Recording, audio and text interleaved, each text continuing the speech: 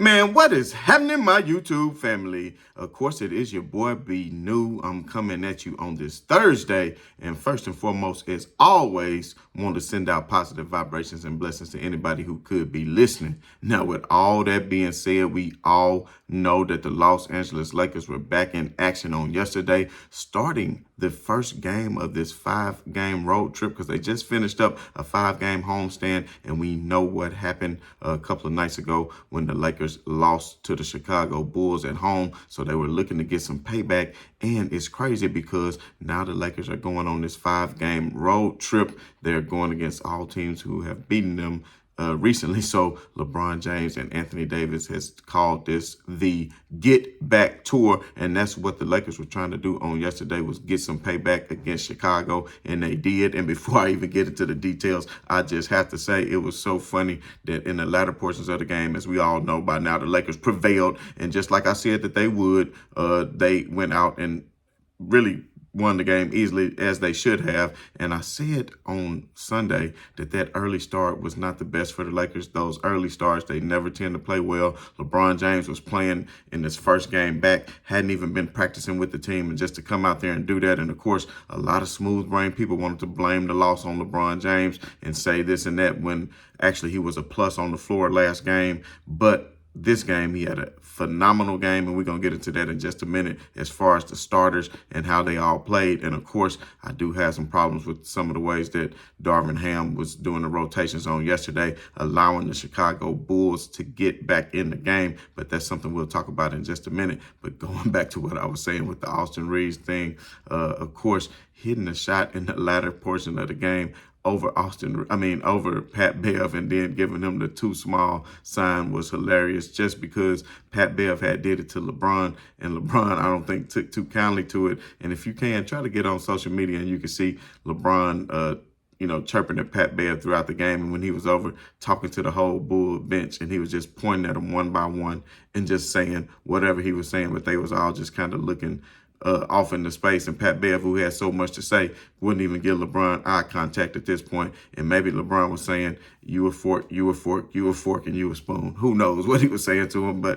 And if you don't get that joke, that's because Pat Bev said the Lakers tried to use him as a fork when he really was a spoon, or whatever he was trying to say in that context. But at the end of the day, since Pat Bev and Russell Westbrook have been shipped off, the Lakers' record has continued to improve. And I said this new look Lakers was going to be a threat to not only go deep in the playoffs, but to win a championship. And of course, there are a lot of naysayers who keep saying that they don't have that threat. Well, I hope last night was a preview of things to come, because that is just the 4th game back for the Lakers, having this new look squad, including D'Lo, LeBron James, and AD all at the same time. So at the end of the day, I'm telling you, the Lakers have everything they need to constitute a championship team, and that of one of the best, if not the best, defensive player in the league, and that of Anthony Davis, somebody who can be a great rim protector, who can play great pick and roll defense, and capable of getting his on both sides, as we saw last night, which we're going to talk about as well. A LeBron James, don't even need to say what he's capable of doing, because that goes for itself. He's being smarter with his shot selection. He's not jacking up a lot of threes. And I was telling y'all earlier in the season, because of that foot,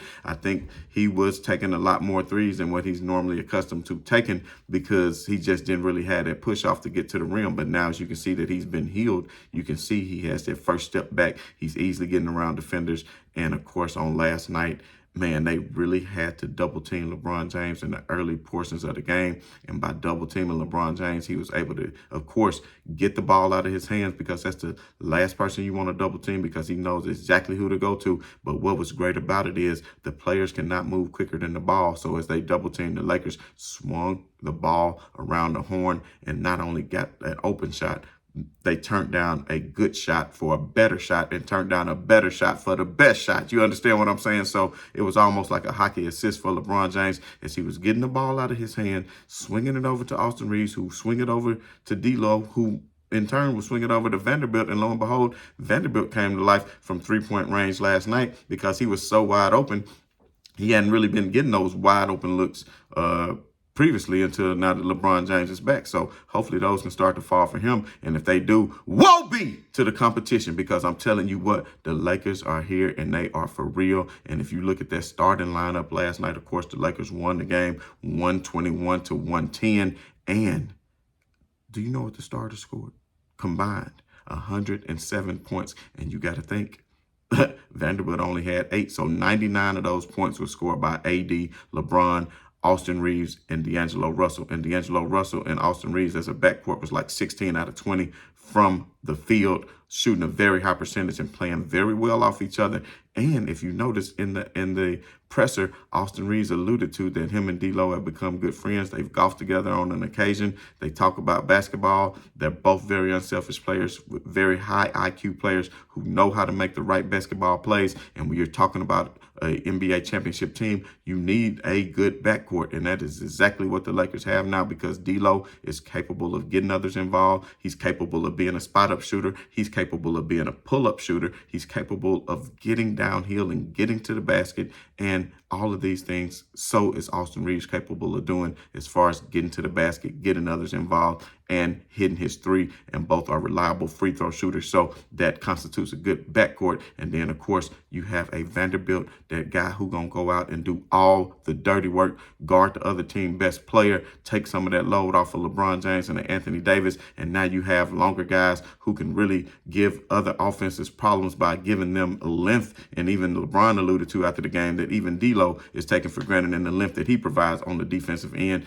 And man, did you see D'Lo at one point during the game just couldn't believe the shot that LeBron James hit. He saw and he just put his hand on his head and he was like, oh my God, because he was just so amazed that LeBron came from out of bounds, jumped through the air, floated back while catching the ball and hitting the fadeaway on the putback, and he just couldn't believe it. So he says people need to appreciate those things, because he's a fan of the game. He said he's been on the opposite end of it, but to be on LeBron's team is just something that puts him in awe. And I certainly hope that the Lakers will be able to run this squad back next year. And that's some things we're going to talk about regarding Austin Reeves' contract, D'Angelo Russell contract, things of that nature. But that's something that we all are going to talk about during the offseason. And hopefully that offseason won't come too quick, because I'm trying to tell you, baby, the Lakers going to be playing to June. And who the hell can you get to stop them? And I know all you naysayers in the comments who think otherwise and think I'm some kind of like I'm just blowing smoke are going to soon find out that this new look Lakers, as long as they stay healthy.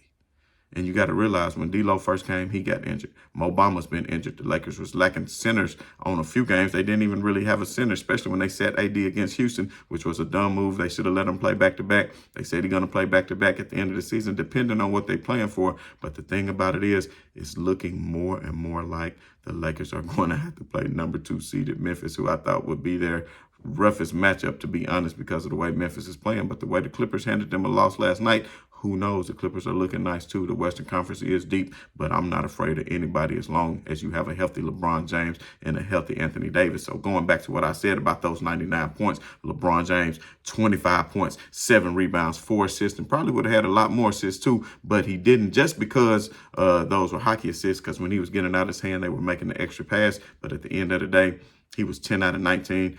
53% from the field, 1 of 3 from 3. Like I said, didn't take a whole lot of threes, being more selective with it. That's still 33%. We'll take that all day long, but he was a plus 23 on the floor. Kind of ironic. 23 plus 23.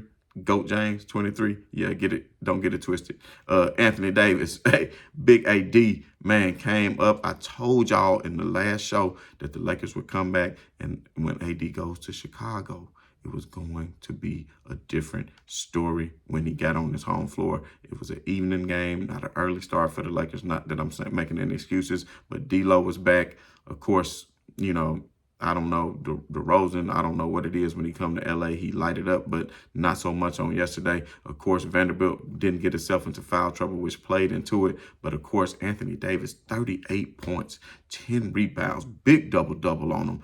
13 out of 20, 65%, even shot a 3, 1 of 1 from 3. And guess what? He was a plus 23 himself. Hey, you better start thinking about this numerology. But he also had 2 steals and 2 blocks. And let's talk about that backcourt, like I said, of Austin Reeves and D'Angelo Russell. Austin Reeves, 19, 2, and 5. D'Angelo Russell, 17 points, 4 rebounds, 4 assists. Russell, 2 out of 4 from 3. 50%. Austin Reeves, 1 out of 2 from 3, 50%. Hey, it is looking good for that Lakers backcourt. And lo and behold, Austin Reeves, a plus 28 on the floor. And D'Lo, with the highest plus minus of any Laker on the floor on yesterday, was at a plus 35. You understand what I'm saying? A plus 35, that is outstanding. But now you look at the whole bench for the Los Angeles Lakers was a minus. And that includes Beasley made a couple of bonehead plays, allowing Chicago to get back into it, like throwing the ball away frivolously. Then you had Schroeder, I think, who was forcing his shot because he knew his minutes was limited. Now that D'Lo was back, so maybe he was just forcing it just a little bit. Want him to get settled down. Schroeder could really be a great leader of that second unit and could come to be a sixth man of the year if the Lakers can keep him under contract. I think that would be a good move, especially if they can keep D'Lo. And I think Schroeder has everything it takes to even perhaps be a starter for the Lakers, but I would much rather see D'Lo just because he's more consistent from behind the arc. And I just think he's a better playmaker overall. But at the end of the day, the Lakers are in good position when it comes to backcourt because you have an Austin Reeves, you have a Dennis Schroeder, and you have, of course, let's not forget a Lonnie Walker who could come in if needed, even though he was a DMP for the most part last night. Hachimura got some minutes. But now it's time to talk about the boneheaded move of Darvin Ham. I don't understand how he staggers his players. Like, when LeBron James went to the bench in the first and you let AD stay out there, you could still stagger other players before and after. Like, bring in Schroeder with some of the starters. Bring in, keep AD in with LeBron at times. Why are you having LeBron and AD sitting on the bench at the same time? That should never be the case. You should always have one of them in the game. And I know, you did want to give them a rest at some point. Now, if you got a pretty good lead, I understand sitting them both for a minute just to let them get rested up so they can come back in and you can have your starters out there as a whole unit. But at the end of the day, if you see that your lead is dwindled from a 17-point lead all the way down to a, 3 or 4 point lead, why aren't you making adjustments? And that's when, of course, the Bulls went on that run the other day in LA.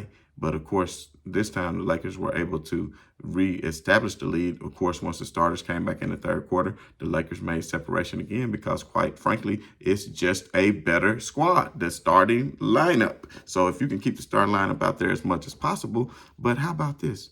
Instead of bringing off when you bring out D'Lo, and go ahead and bring in Schroeder and keep in Austin Reeves and the starting lineup, and then maybe bring out Vanderbilt and put in a Wayne while he's still out there with AD. And then maybe once AD get tired, when you get Mo Bamba, you can stagger. You don't have to it's not hockey, man. You don't have to put out the whole bench at one time and sub out for the whole starters. But that's a learning process, of course, with the new unit. I think Darvin Ham is going to develop a better rotation. And then once it gets to the playoffs, usually teams go down to an 8 or 9 man rotation, sometimes an 8, just depending. But the Lakers are pretty deep. They may go with the 10-man rotation. But I think with Mo Bamba being back, that's going to be better, especially in the playoffs, because the Lakers have a bigger body and somebody who can also stretch the floor from the 5-man position. So when Mo Bamba comes back, and that's another thing the Lakers have been lacking, is a backup center because of the departure of Thomas Bryant, who talking about he wasn't getting enough minutes once AD got back. How many minutes is he getting over there in Denver behind Jokic right now? 6 or 7 minutes a game? Man, hush your mouth, Thomas Bryant. But anyway, man, just take a look at this. Look at this right here. This picture right here. This is what Darvin Ham decided to do when the Lakers was up by 17. And to me, that's unacceptable. Put in Rui at one time. And then at the next game break, insert Schroeder. At the next game break, insert Troy Brown. Troy Brown coming in for LeBron James for the starters, that's great. But then don't insert the whole bench. But like I said, Darvin Ham will get that together. We saw Kevin Durant came back last night. He was a little bit slow in getting back into the groove, but they were able to pull out that win against Minnesota.